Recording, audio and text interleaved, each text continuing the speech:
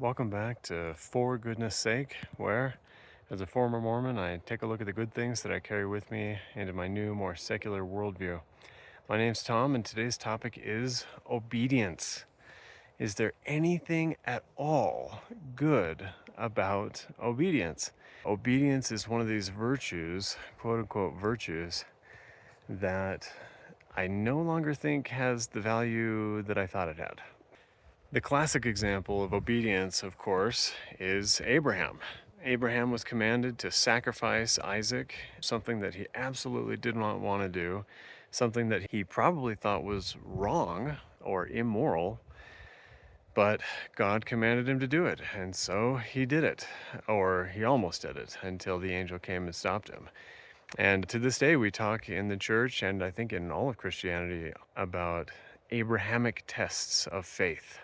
Do you have the obedience, the faith to do what God tells you to do, even when you don't want to do it or you think it might not even be a great thing to do? So, obedience is an integral part of being Christian, of being Mormon. I find this idea almost insidious now, that we would be expected to do something just because we're told to, with no reason at all, with the expectation that maybe eventually we'll figure out why we're doing it. It's true, of course, that many things we do in life, our reasons for doing them change over time. We do something initially, and then later we may find other or better reasons to continue to do that thing. But it doesn't mean it's a good thing that we started doing it just because we were told to do it, only out of obedience. The obedience part, I don't see as a virtue. I want to compare the lyrics to a couple of different songs. One of them was one of my favorite songs as a Mormon growing up. It's a primary song, but it's also in the LDS hymn book called Keep the Commandments. And then I'm going to compare it with a song by Muse called Compliance. So, keep the commandments. Keep the commandments. Keep the commandments. In this there is safety. In this there is peace. He will send blessings. He will send blessings. Words of the prophet. Keep the commandments. In this there is safety and peace. In this there is safety and peace. So it gives us a clue as to why obedience is seen as a virtue. It's seen as a way to having safety, to having peace, and a way of obeying the prophets. It's a way of conforming. It's a way of showing compliance. Again, this is seen as a virtue. This is part of Mormonism. It's super integral. So if you haven't heard this song, Compliance by Muse, it's just a fantastic song. It's basically a parody of a very controlling overlord or whatever, and what they would say to their people, to just say, compliance. We just need your compliance. You will feel no pain. You will feel no pain anymore. No more defiance.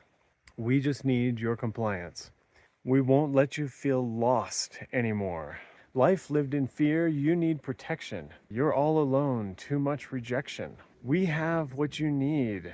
We can save you. Just give us your compliance. Fear is controlling you. It's time to give it up and give in to us. Just give us your compliance. So I think this song really illustrates the danger of obedience.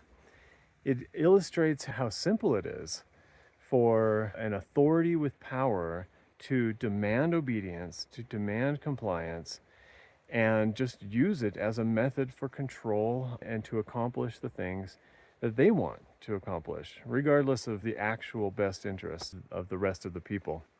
So, again, I ask, is obedience even a virtue?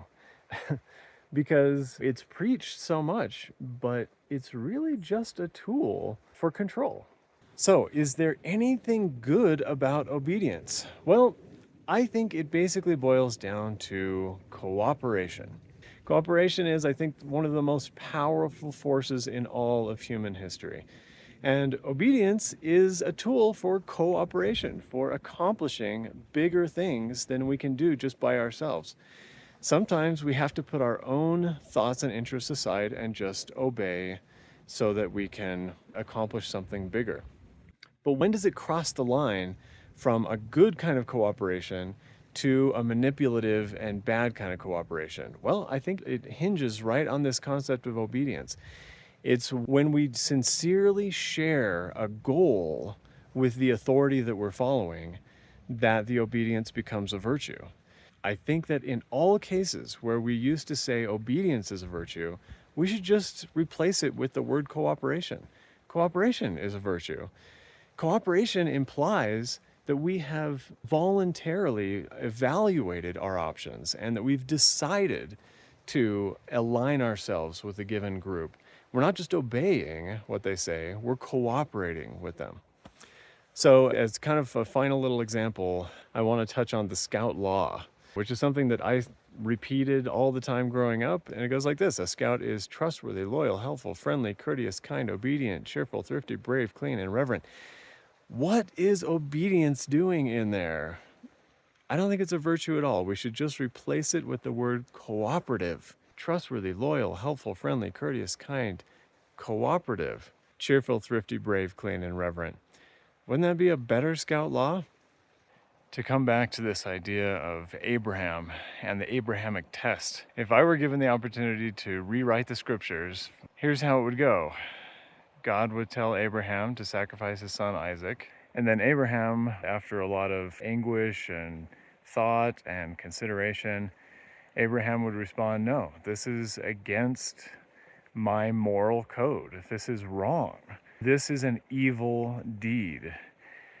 At that time, the angel would appear and say, well done, my good and faithful servant Abraham. You've passed the Abrahamic test. You have refused to do the thing that was evil. So let's choose wisely who we obey, which voices we listen to. Let's use our own moral compass and moral code to decide which causes are really worthy of our time and attention and loyalty. And we'll do good in the world by making good moral choices instead of focusing on obedience. And we'll do it for goodness sake.